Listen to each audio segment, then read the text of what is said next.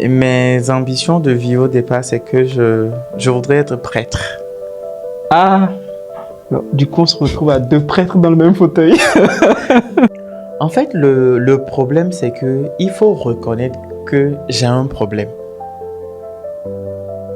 Mettre un nom sur ce qui ne va pas. Maintenant, accepter, faire la paix avec ce qui ne va pas en moi. En fait, c'est tout un cheminement. Quand d'abord, tu arrives à mettre un nom sur ce qui ne va pas, là, c'est le dénouement. Maintenant, la seconde étape, c'est de pouvoir accepter, faire la paix avec ce mal. D'abord parce que tu te fais du bien à toi-même et tu te fais du bien aussi aux autres.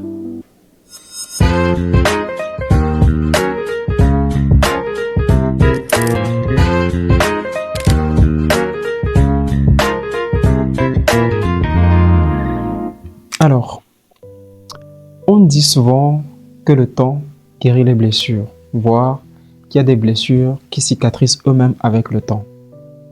Mais il y a certaines blessures qui, malgré le temps, malgré les cicatrices, elles ne disparaissent jamais. Alors, aujourd'hui, j'ai envie qu'on parle de ces blessures qui restent, même si le temps passe. Et pour ça, j'ai comme invité aujourd'hui Rudy Hooper, qui était déjà là, qui était déjà passé sur ce plateau. Rudy, bonne arrivée.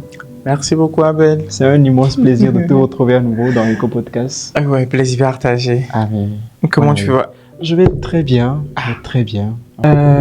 Bonne arrivée déjà. Merci de faire une fois encore confiance à Eco. Bonne arrivée. Merci. Donc déjà, je vais te laisser le temps de te présenter à mon cher public. Une fois encore, donc voilà. Je suis Rudy Hooper. Je pense que c'est ma deuxième fois de passer dans Eco. Ouais. Et c'est un réel plaisir. Et voilà, je me porte bien. D'accord. Rudy Hooper, qui, je peux le dire, est un créateur de contenu. Un créateur de contenu. Moi, j'ai remarqué qu'il est beaucoup plus dans l'expression de ce qu'est la santé mentale, Oui. une stabilité, voire la paix pour soi. C'est justement pour ça que j'ai voulu que ce soit toi, la personne avec qui j'ai cette discussion aujourd'hui. Et j'ai instauré une habitude dernièrement, et pour que mon cher public apprenne à plus te découvrir. D'accord. Il y a la boîte de vérité encore. Donc, dans la boîte de vérité, il y a 3 questions qui vont nous permettre de te connaître plus, qui tu es, ta personnalité. Donc, tu vas juste piocher les questions une par une. Et, d'accord. Tu vas essayer d'y répondre. Alors, la toute première... Je me suis dit forcément, quand tu vas venir, il y a encore la boîte là ici. Alors, la toute première dit, selon toi, que remarquent les gens au premier contact avec toi?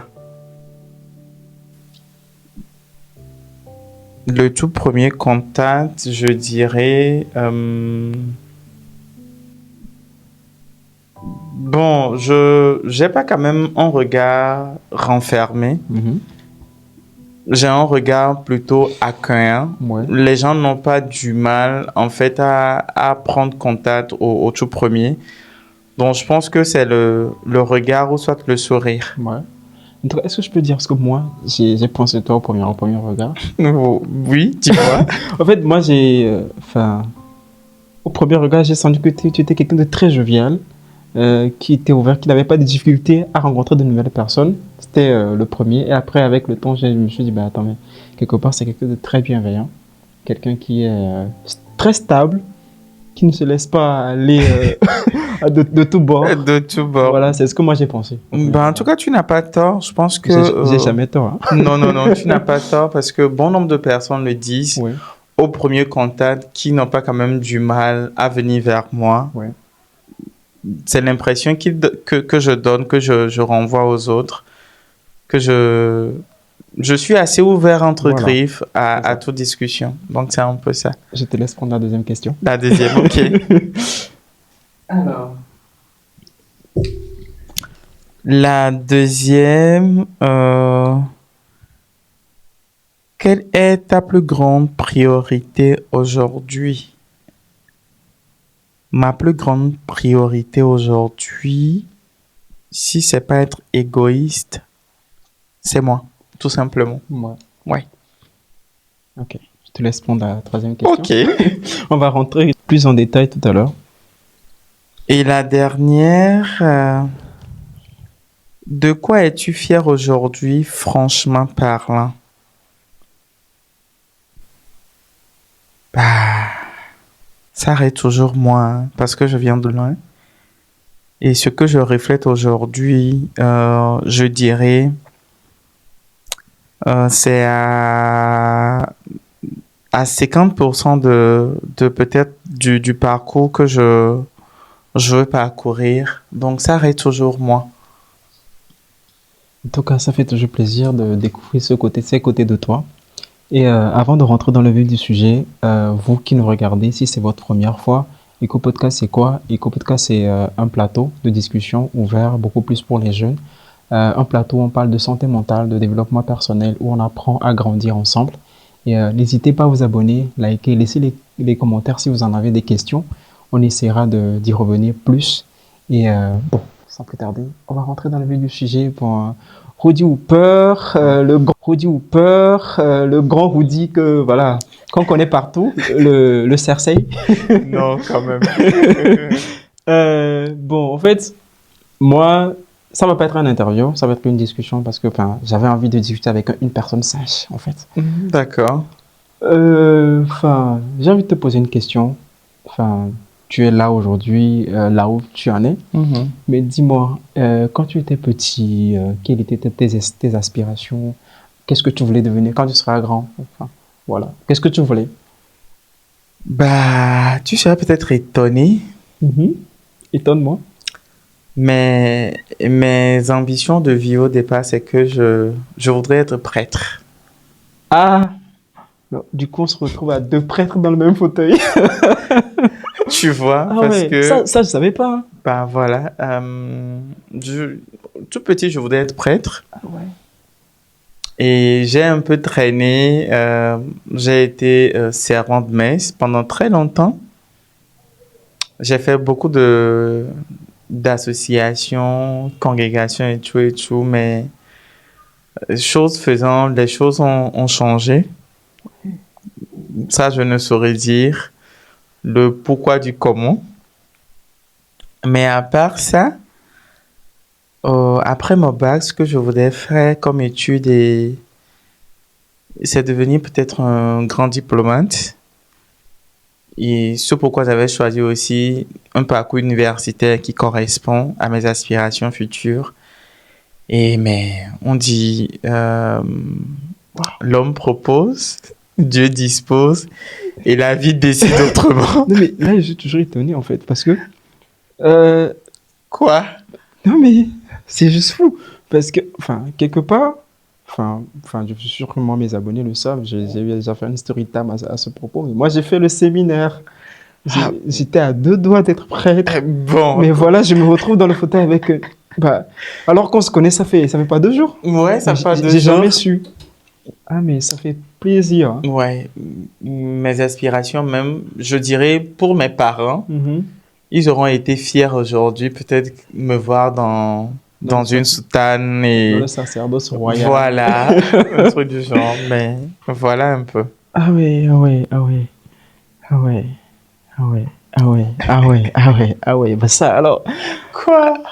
Non, en fait, ça ne fait que concrétiser en fait ce pourquoi j'étais invité sur ce plateau, parce que je me dis, quelque part, j'ai remarqué ce truc, cette lueur, voilà, je me dis, bon voilà. Bon voilà, on y est. Voilà, on y est. On en a parlé tout à l'heure dans les questions que tu as piochées dans la boîte de vérité. C'était à propos de ce que les gens pensent quand on te voit directement.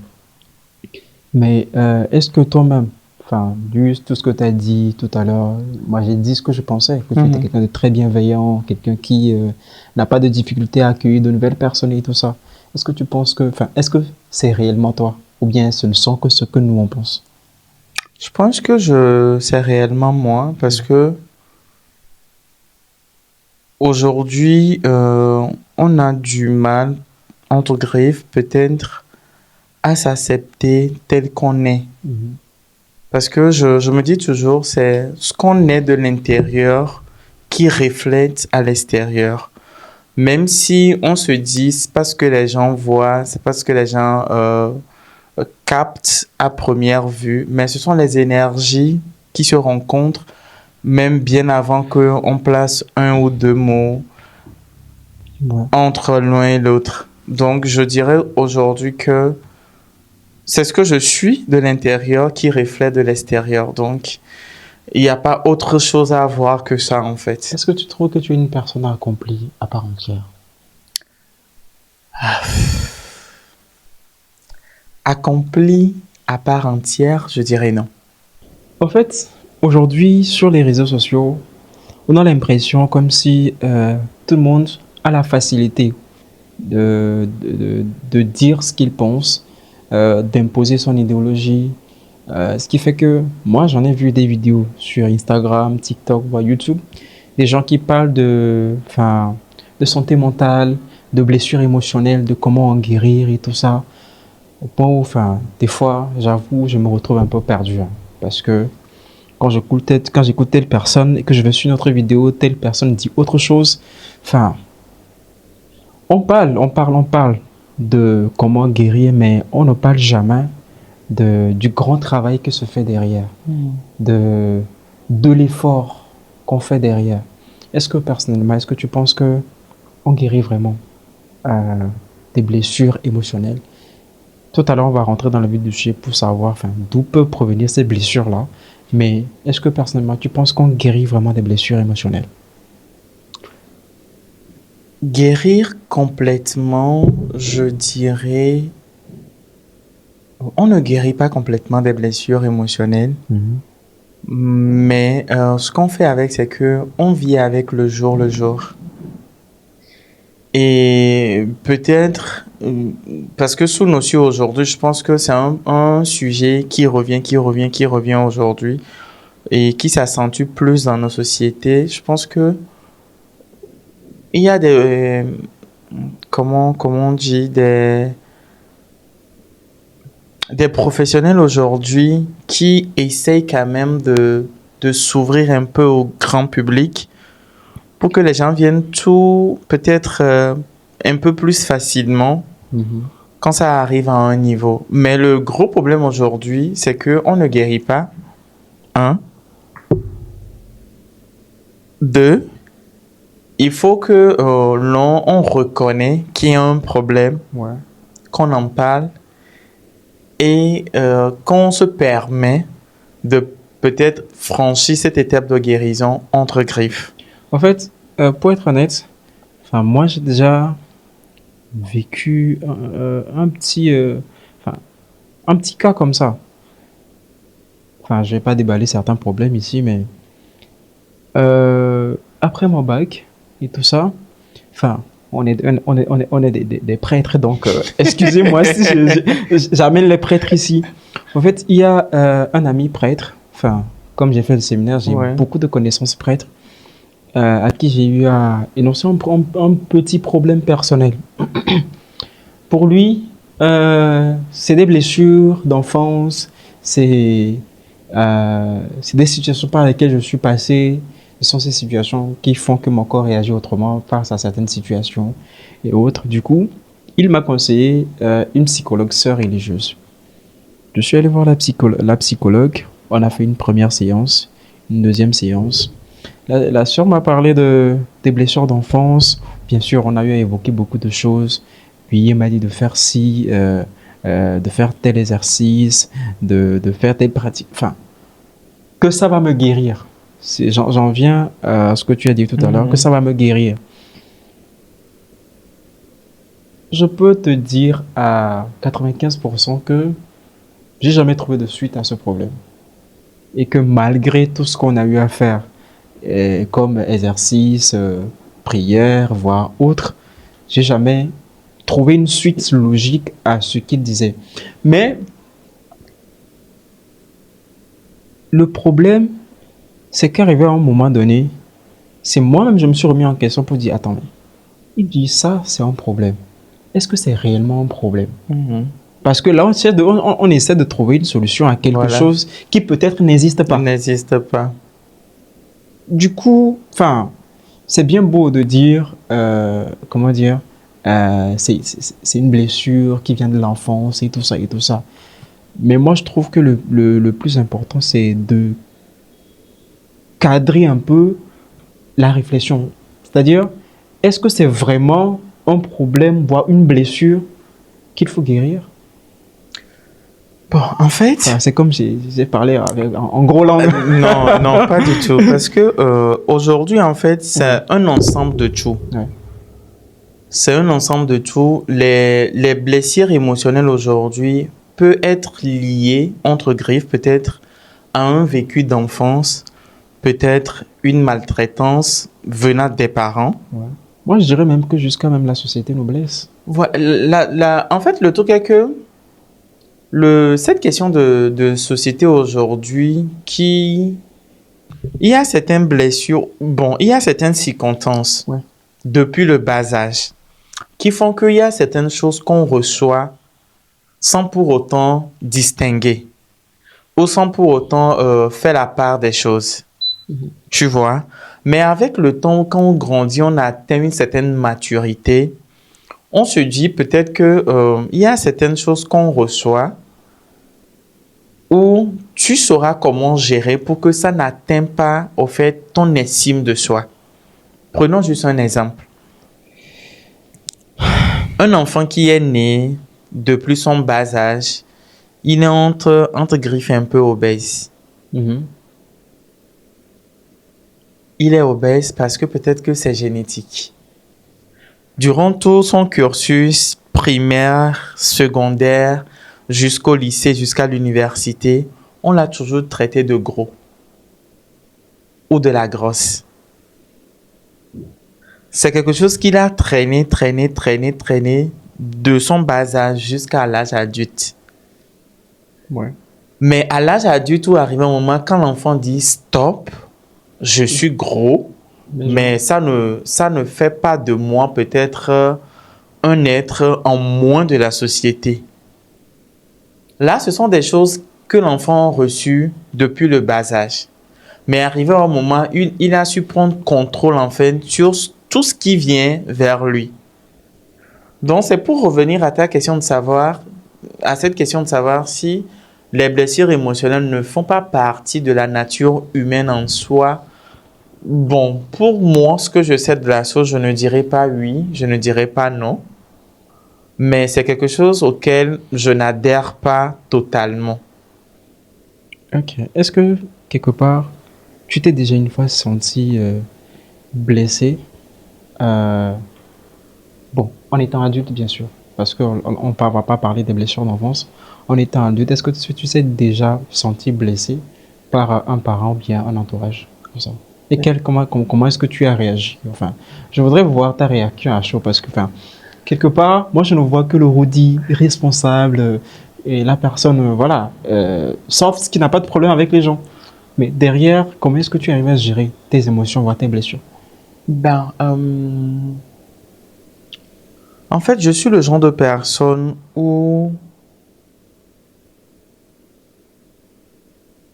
si j'ai une statistique où beaucoup de gens disent que ça ne fait pas homme parce que je suis hypersensible.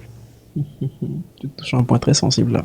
Tu vois, mon niveau de sensibilité, je dirais qu'elle est à 99%. Et c'est depuis le bas âge. Je suis né comme ça. Maintenant, pour la façon dont je réagis à certaines choses que je reçois, je pense que c'est un travail que j'ai dû faire sur ma personne sur une longue période. Il y a certaines choses, si ça me touche au plus profond de moi, ma seule réaction que tu verras, c'est que tu verras les larmes couler. C'est de cette façon pour moi de réagir à chaud à certaines choses que je reçois. Maintenant, en dehors de ça, de comment je réagis, C'est vrai qu'il y a certaines choses qui nous touchent au plus profond de nous. Maintenant, c'est ce qu'on fait de tout ce qu'on reçoit là, c'est ça en fait qui fait la différence. Je ne sais pas si tu vois. Pas vraiment. Alors, je t'explique. On va faire ça assez simple. Je suis le genre de personne, je n'aime pas qu'on me ment. Dis-moi la vérité. À chaud, je peux réagir, mais je préfère en fait connaître la vérité au tout début. Maintenant, quand tu me mens et j'apprends, parce que tu comptes faire le mensonge peut prendre les escaliers ou l'ascenseur. Si c'est pas aujourd'hui, Tôt ou tard, ça finira par se tôt ou savoir. tard, ça finira par se savoir. Mais à chaud, je peux réagir mal. Mais je préfère toujours savoir.